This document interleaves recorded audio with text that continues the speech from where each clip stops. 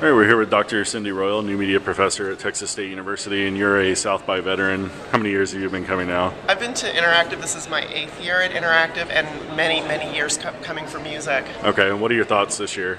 It's great. It's big, bigger than last year, I think, in terms of attendees. In terms of topics, I've seen a broad range of things that I really enjoyed. Some of the themes that I think are the prevailing ones, at least the ones that I've enjoyed, are the big data theme. I went to a lot of the panels that had to do with how journalism is using big data, some of the people from the New York Times or from the Knight Mozilla Foundation. So I'm really fascinated about bringing some of those topics into my curriculum. Whenever I come to South by Southwest, I always like to see some of the big thinkers because they really inspire me. So someone like Tim O'Reilly had some really interesting things to say about the mission of startups having much more of like a lofty goal than just profit incentives.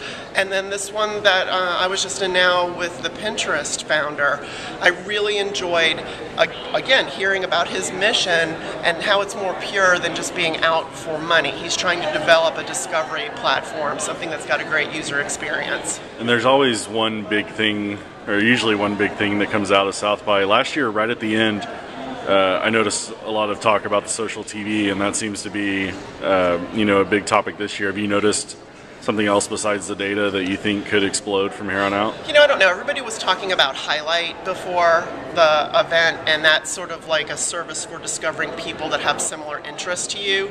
I didn't get on Highlight because the app said it was going to drain your battery, and that was the last thing that I needed. It was kind of warning you that they had a bug they needed to fix. But I think a lot of things about discovery. I mean, even in the Pinterest panel, he was talking about finding people who share your interests. I think that's what we're going to find, and that's all data-oriented. What's your best advice for someone who's never been to South by and thinking about coming next year? Pace yourself, hydrate, don't be overwhelmed. You'll kind of get into the swing of things after a day or so on site.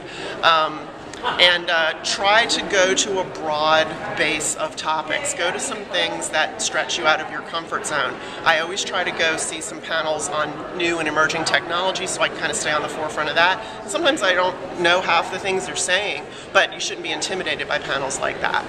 And you run a program at Texas State where your grad students actually come and cover South by. Talk a little bit about the program and the successes of it so far. So this is the 5th year we've done it. The website is SXTxState.com.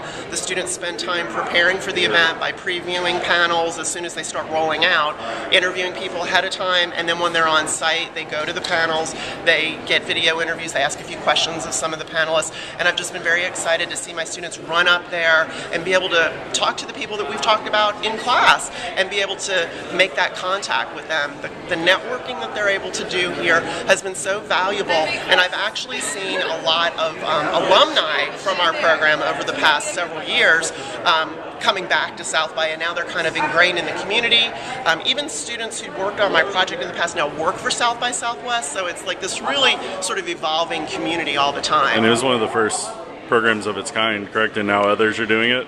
Yeah, I had met Hans Eibold, who's an Indiana University professor, and for the past 3 years he's been bringing students down, and that all came about because I was sitting next to him at a dinner in Bloomington, Indiana. And other schools have mentioned that they'd like to do something like this, and so I just feel lucky that we were on the forefront, that South by Southwest has worked with us each year to give students access in some manner, that we live close by and it makes it easier. But it's just been so beneficial for our students and brings a lot of attention to our program.